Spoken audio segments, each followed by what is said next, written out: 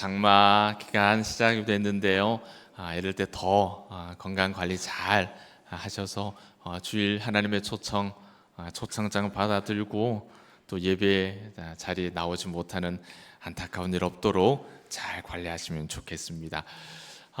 지금 저희 교회는 어르신들을 신청하신 분들 먼저 어르신 대신방이 진행되고 있습니다. 한 주에 작으면 한 가정, 많으면 한 너댓 가정 이렇게 신방을 하는데요. 교구 목사님들이 이렇게 가시면 빨리빨리 진행할 수가 있는데 이 신방은 제가 직접 가려고 계획을 하고 있어서 속도가 조금 느립니다. 너무 오랜만에 대신방을 하는 거라서 많이들 기다리시는데 그래 좀 속도를 부지런하게 다닐 테니까 조금만 기다려 주세요. 신방 받는 가정을 이렇게 집에 도착해 갖고 이제 그 현관 들어가려고 이렇게 할 때 그때는 들어갈 때는요.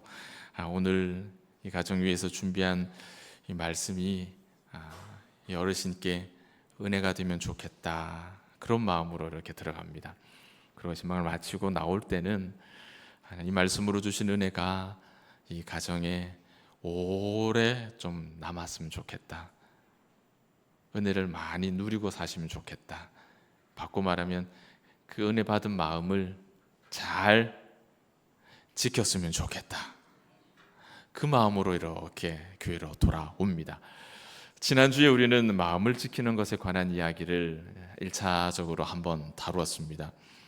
여러분 마음 잘 지키고 계신가요?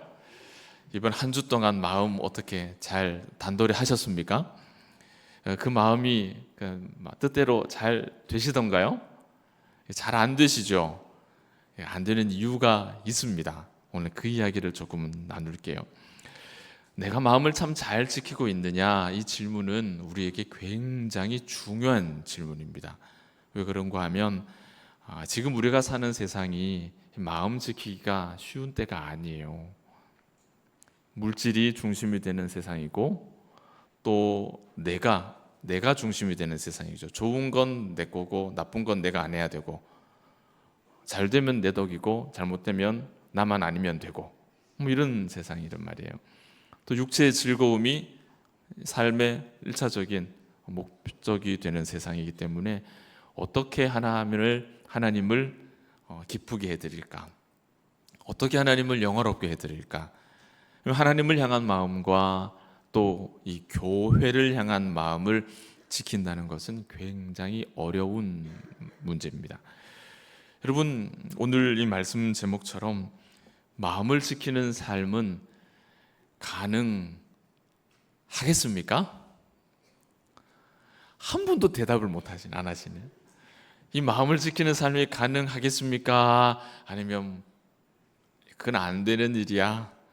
그건 안 되는 일이야. 항우 장사가 와도 안 돼. 그건 안 되는 일이야. 어떻게 생각하세요? 되는 일입니까? 안 되는 일입니까? 이게 되는 일인데 되는 일인 줄 알 것 같은데 대답이 시원하게 확신 있게 나오질 않죠. 그 이유가 있어요. 그 이유를 오늘 에베소 교회에 주는 이 권면의 말씀을 통해서 조금 살펴보려고 합니다.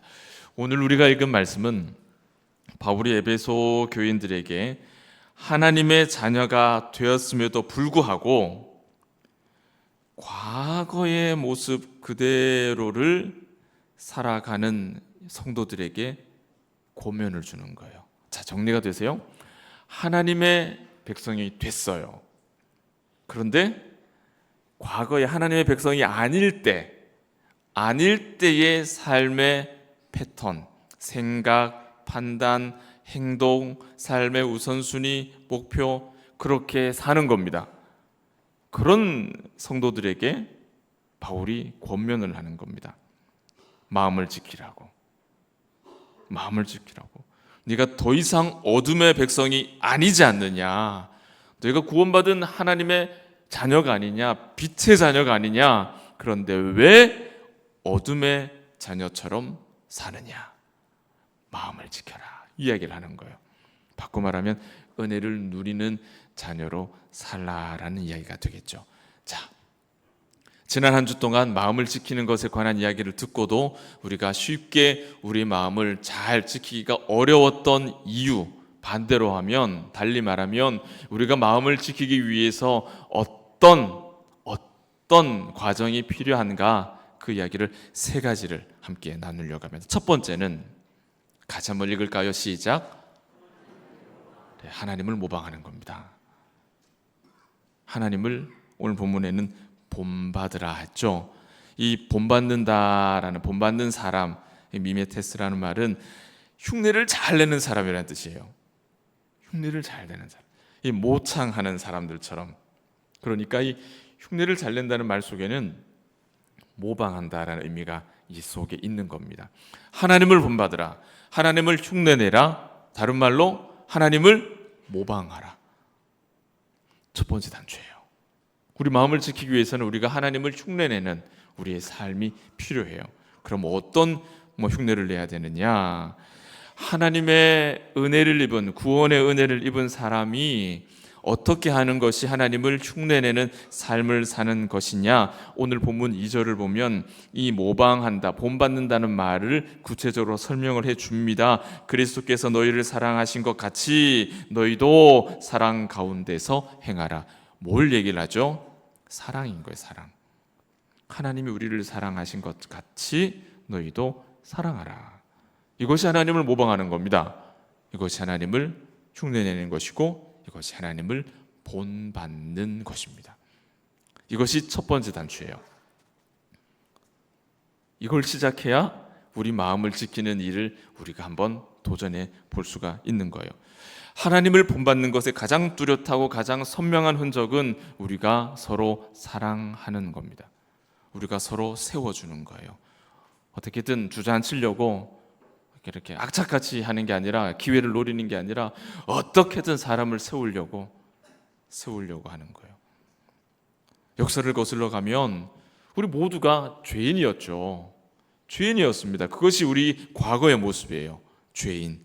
그런데 하나님이 우리를 조건 없이 선택하시고 그 선택을 이루기 위해서 자신을 희생 제물로 드리셨습니다.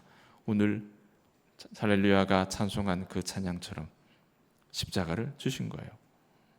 우리를 구원하신 거예요. 그것이 우리를 위한 하나님의 사랑입니다. 주님의 이 은혜를 본받는 사람, 주님을 흉내내는 사람, 그를 모방하는 사람은 이 사랑을 흉내낼 수 있어야 돼요. 이 사랑을 모방할 수 있어야 돼요. 성경은 이 사실을 굉장히 많이 강조합니다. 고린도전서 11장 1절을 보시면은 이렇게 아주 강력하게 말씀하시죠. 같이 읽어볼까요? 내가 그리스도를 본받는 자가 된 것 같이 너희는 나를 본받는 자가 되라.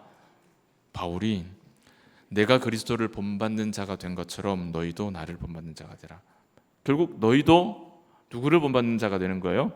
그리스도를 본받는 자가 되라. 자, 요한복음 13장 34절. 자, 그럼 뭘 본받는 자가 되라 하느냐? 시작. 새 계명을 너희에게 주노니 서로 사랑하라. 내가 너희를 사랑한 것 같이 너희도 서로 사랑하라. 뭘 본받으라고요? 사랑하는 것. 내가 너희를 사랑한 것처럼 너희도 서로 사랑하라. 이거 본받아야 된다. 이거 흉내내야 된다.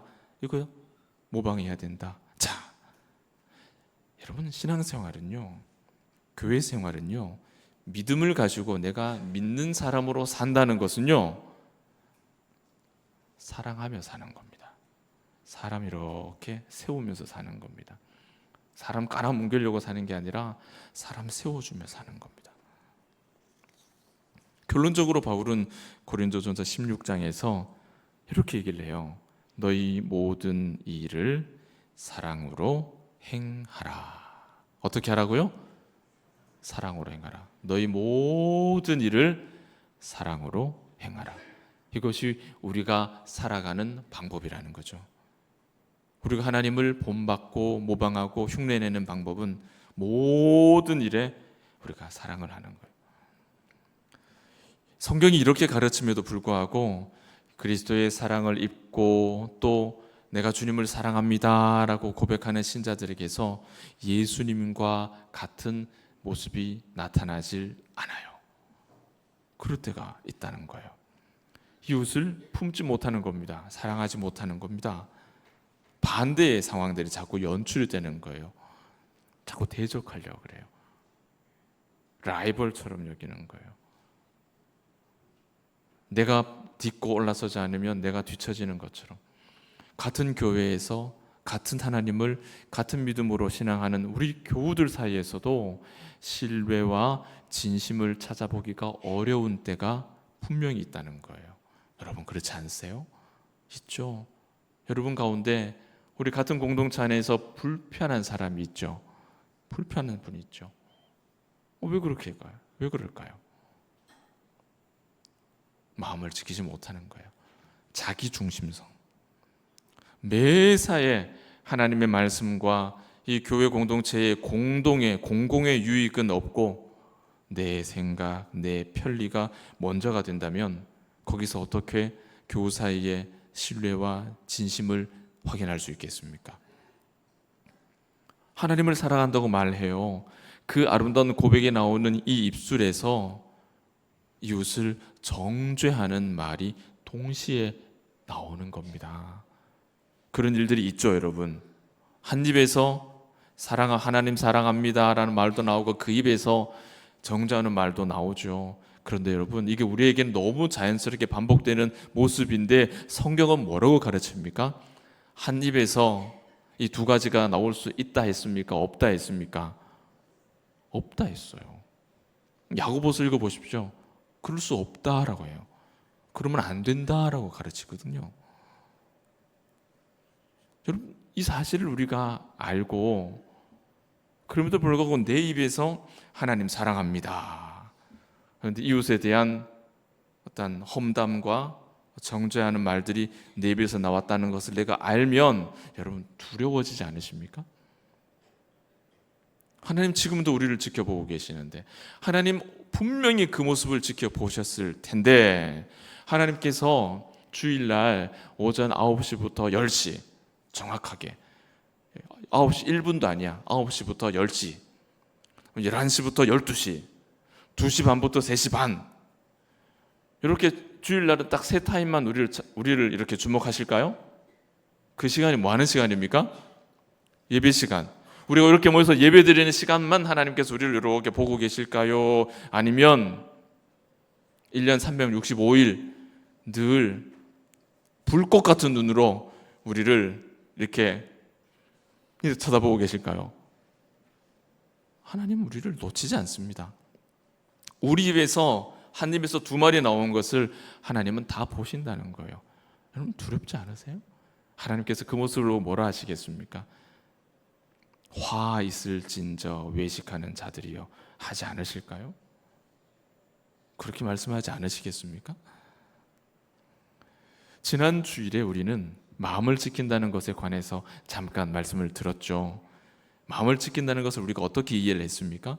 하나님을 영화롭게 하려는 그 마음을 지키는 거예요. 영원히 하나님을 즐거워하려는 그 마음을 지키는 거예요. 그런데 그 마음은 인내와 사랑과 자기 부인으로 이루어지는 것이다. 거기에서부터 나오는 거다라고 말씀을 했죠.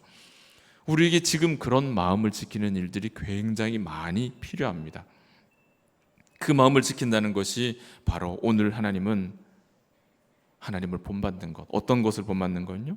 하나님이 우리를 사랑하신 같이 우리도 서로 사랑하라라는 그 말씀을 우리가 흉내내는 것, 모방하는 것으로 마음을 지켜가야 된다 하시는 겁니다.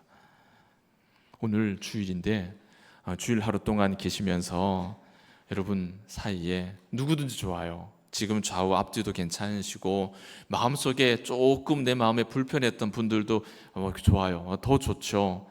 오늘 하루 동안 기회를 놓치지 마시고 찾아가셔서 당신의 마음을 힘들게 한 것 미안합니다. 당신의 몸을 불편하게 했던 것 미안합니다. 내가 다 헤아리지 못하고 배려하지 못하고 함부로 말했던 것 미안합니다.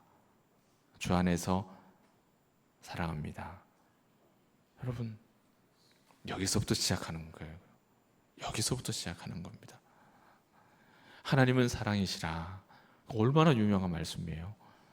이 진리를 따라서 우리가 우리 모두가 사랑이신 하나님을 본받는, 흉내내는, 모방하는 그런 우리의 삶을 살아야 한다라는 사실 잊지 마시기 바랍니다. 마음을 지키기 위해서는 거기서부터 시작이 돼야 돼요. 두 번째, 마음을 지키기 위해서 우리에게 필요한 과정은 죄로 물든 지난 과거의 삶을 버리는 거예요. 탈출하는 겁니다. 옷을 갈아입는 거예요. 여러분, 에베소 지역은 학교 다니실 때 헬레니즘이라는 말 들어보셨을 거예요. 헬레니즘 문명이라고, 알렉산더 대왕 그때입니다. 그러니까 동양과 서양의 문화가 짬뽕이 된 것이 헬레니즘이거든요. 헬레니즘입니다. 그래서 저기 그 티벳 넘어가 보면은 그 석가모니 그 부처 돌 같은 게 있는 형상이, 코가 우리가 석굴암에 있는 그 코가 아니에요. 코가 오똑한 코에 부처 모양이 이렇게 있죠. 그게 헬레니즘이에요. 동서양이 짬뽕된 거예요. 자, 에베소 지역은 그런 곳입니다. 문화와 종교가 혼합되어 있죠. 굉장히 다양해요. 그리고 특별히 여기는 아데미라고 하는 여신, 우상을 숭배하는 지역의 중심입니다. 정치의 중심, 경제의 중심, 종교의 중심이었어요. 자, 이런 상황이었기 때문에 에베소 교회의 교인들 중에 예수님을 영접했음에도 불구하고 그 이전의 삶의 모습을 청산하지 못하고 그대로 살던 사람이 많았던 거예요. 충분히 이해가 돼요. 나 이제 예수 믿으니까 이전과는 다른 삶을 살라요. 그러면 너는 직장에 나오지도 마라. 너는 시장에서 음식도 못 판다, 못 산다. 이렇게 돼버리니까 굉장히 어려움을 당할 수밖에 없겠죠. 바울은 이렇게 여전히 신자의 삶 속에 남아있는 그 이전의 죄의 모습들을 다 뿌리를 뽑아야 된다, 그 이야기를 오늘 말씀 속에서 하고 있는 겁니다. 본문에 그런 여러 가지 남아있는 삶의 모습들을 뭐라고 표현했느냐, 3절과 4절을 보시면 음행, 더러운 것, 탐욕, 누추함, 어리석은 말, 희롱의 말, 이렇게 표현하고 있어요. 음행, 이방 종교의 가장 대표적인 특징이죠. 그래서 우상 숭배를 성경은 항상 음행과 그렇게 연결해서 설명을 하시죠. 탐욕, 극단적인 자기 이익을 추구하는 욕심입니다. 이런 것들은 이름도 부르지 말라 하죠. 이름도 부르지 말라고. 내 입에서 그런 말들이 이렇게 시작되지도 못하게 하는 거예요. 누추함, 천하고 속되고 더러운 말들입니다. 어리석은 말, 아무 의미도 없고 유익도 없고 가치도 없는 그런 빈말로 죄를 범하는 거예요. 실없는 말들로. 희롱하는 말, 아주 저속한 말이죠. 남에게 상처를 주는 말들입니다. 바울은 이런 말과 행동을 버리고 이제는 하나님의 은혜를 입었으니 그 은혜를 감사하는 말을 하라라고 말해요.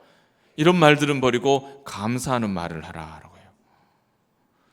여러분, 우리가 지금 살아가고 있는 이 세상을 한번 들여다보세요.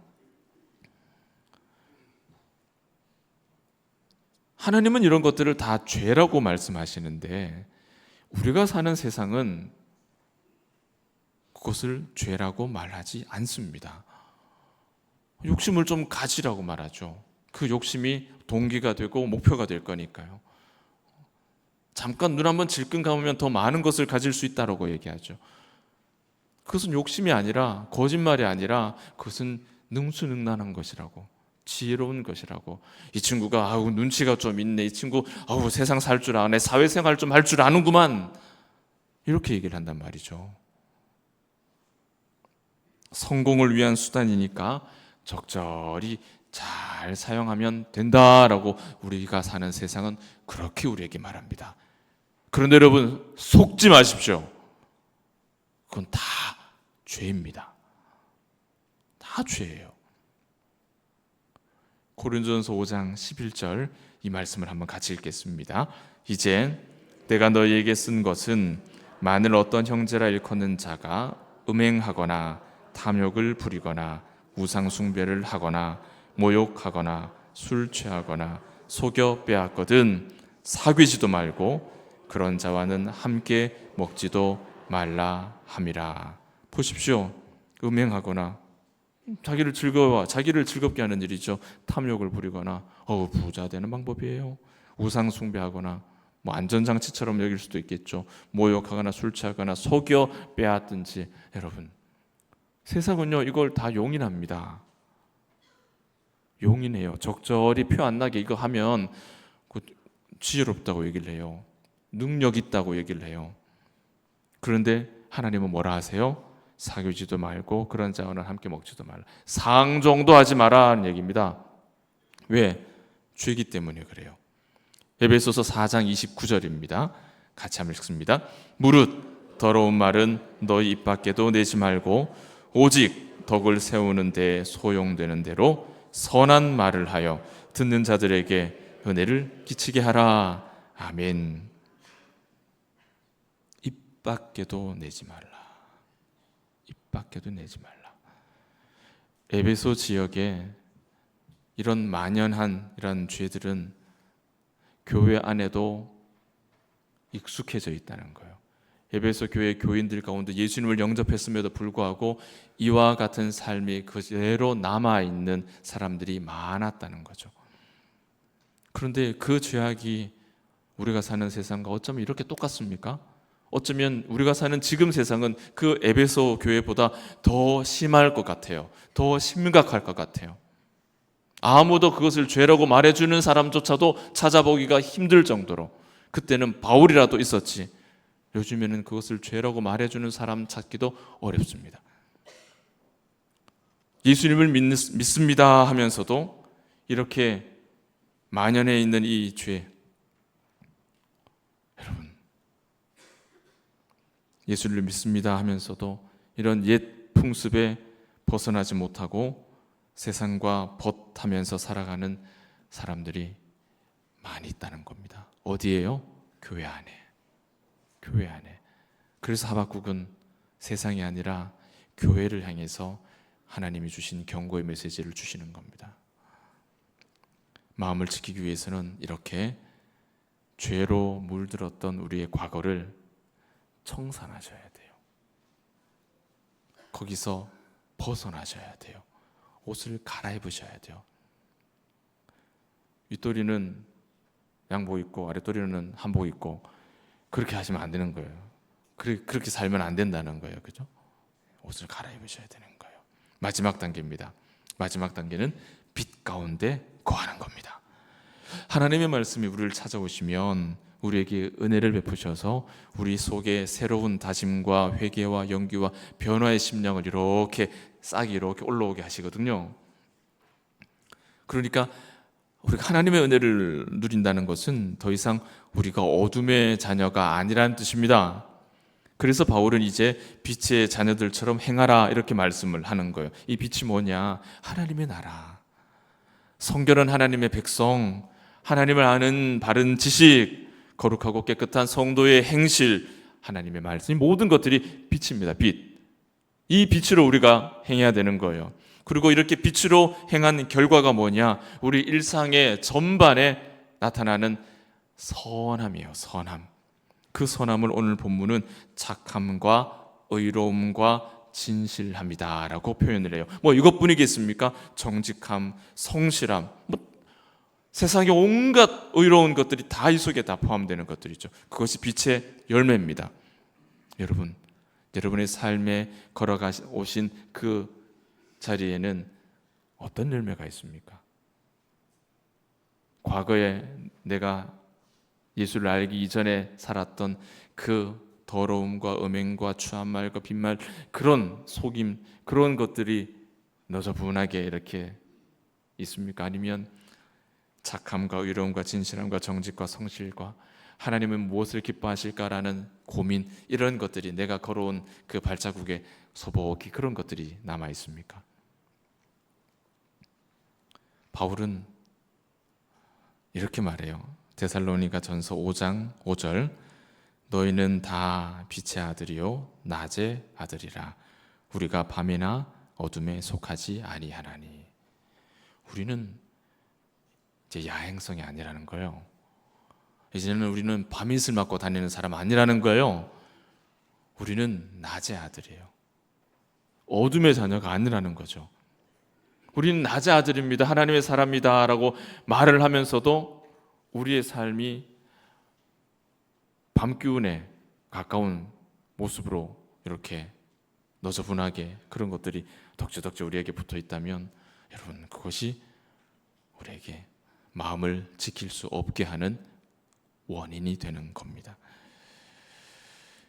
우리는 빛 되신 하나님의 자녀예요. 우리가 이 사실을 확신하지 못하면 세상이 우리를 감당치 못하는 그런 사람이 되어야 되는데, 우리가 나는 빛의 자녀다라는 사실을 내가 확신하지 못하면 세상을 감당할 수 없는 신자가 되는 거예요. 세상을 감당할 수 없는 신자, 이 거꾸로 되는 거죠. 이 세상이 아무리 우리를 막 둘러싸고 유혹해도 까딱없는 그런 신자, 그런 사람이 되어야 되는데, 이 밀려오는 세상에 밀면 밀리고 땡기면 끌려가고 이 세상을 어찌 감당할 수가 없는 그런 신자가 될 수밖에 없는 겁니다. 여러분, 지금 이 순간에도 어둠은 점점 커져요. 훨씬 빠른 속도로 번성합니다. 그리고 그 어둠 속에 들어가려고 하는 사람들은 점점 많아집니다. 정치, 여러분 뉴스에 나오는 그 모습으로 이루어지는 게 전부가 아니에요. 정치는 정치인들의 뒷담화로 이루어지죠. 그 안에서 오가는 말들로, 정략적인 그런 일들로 이루어지는 겁니다. 경제, 여러분 수면 위에 올라와 있는 정직한 그 돈으로 우리나라 경제가 굴러가는 게 아니에요. 경제는 소위 말하는 검은 돈들이 움직이죠. 교육은 어떻습니까? 바른 사고방식의 건전한 교육이 아이들에게 주입되고 있습니까? 아니죠. 교회는 어떻습니까? 교회는 하나님의 법이라고 하는 유일한 통치의 수단이 있음에도 불구하고 교회가 하나님의 법대로 움직여집니까, 여러분? 그래서 우리 교회의 표어는 뭐예요? 순전한 교회가 어떤 교회예요? 하나님의 법, 이 말씀 따라 교회가 다스려지는 교회예요. 우리 교회는 그런 교회가 됐으면 좋겠다, 그런 꿈을 가지고 있는 거예요. 시간이 지날수록 어둠은 커져갑니다. 그런데 그와 같은 때에도 여전히 이 말씀은 우리의 유일한 희망이고 유일한 능력이 되는 줄 믿습니다. 로마서 13장 12절 말씀입니다. 같이 봅니다. 밤이 깊고 낮이 가까웠으니 그러므로 우리가 어둠의 일을 벗고 빛의 갑옷을 입자. 오늘 우리가 어떻게 살아야 되느냐? 이렇게 살아야 되는 거예요. 이렇게 살아야 되는 거예요. 이제 낮이 가까워지고 있을 때 빛의 갑옷을 입는 거예요. 사랑하는 여러분, 하나님의 나라는 오늘 이 순간 또 한 걸음 우리에게 가까워지고 있습니다. 맞죠? 분명하죠. 더 이상 어두운 길을 가지 마십시오. 오늘 저녁에는 예전에 다니던 그 저녁길이 아무리 재미가 있어도 오늘 저녁부터는 야간에 다니지 마십시오. 이제는 밝은 길로만, 낮에만 다니십시오. 어두운 길을 가면 그 길의 끝은 필경, 뭐죠? 사망이에요. 하나님의 말씀을 다시 펼치시고 이 말씀을 가슴에 새기시기 바랍니다. 우리의 영혼이 잠에서 깨어나서 선함과 의로움과 진실함, 이런 빛의 생활, 빛의 열매를 맺으며 살아가시기를 축복합니다. 그것이 은혜를 지속적으로 누리는 것이고 그것이 마음을 지켜가는 방법이에요. 말씀을 맺습니다. 하나님의 말씀이 여러분에게 들려올 때, 오늘 지금 이 순간이 될 수도 있고 여러분이 기도하는 시간이 될 수도 있고 찬송하는 시간이 될 수 있어요. 누군가 대화하면서도 그렇게 될 수 있어요. 우리 모든 일상이 하나님께서 우리를 위해서 주시는 계시라고 말씀을 드렸죠. 그게 언제 그런 말씀이 있었노 싶으시면 금요일날 하박국 강의 오시면은 다시 들으실 수 있습니다. 그렇게 말씀을 드렸어요.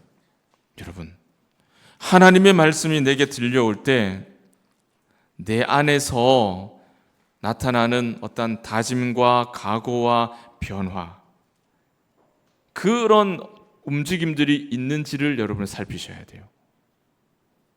두더지 잡는 게임 아시죠? 두더지 머리 들면 망치로 꽝 때리는 거.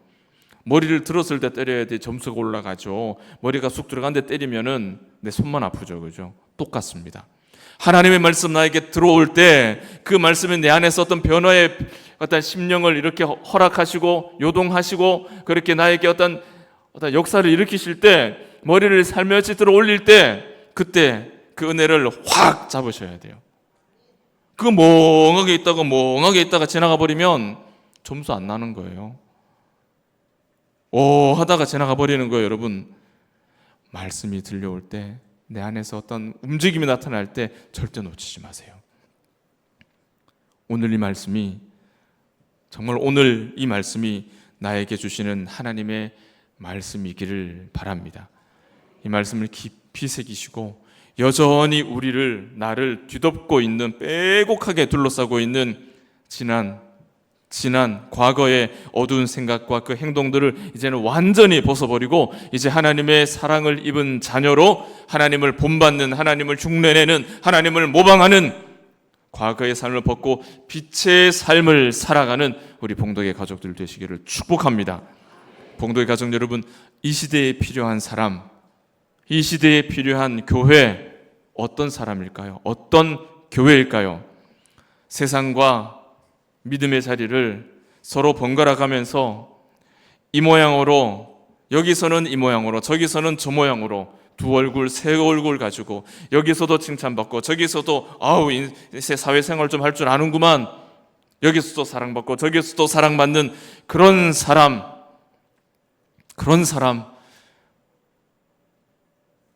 사람에 필요한 때가 아닙니다.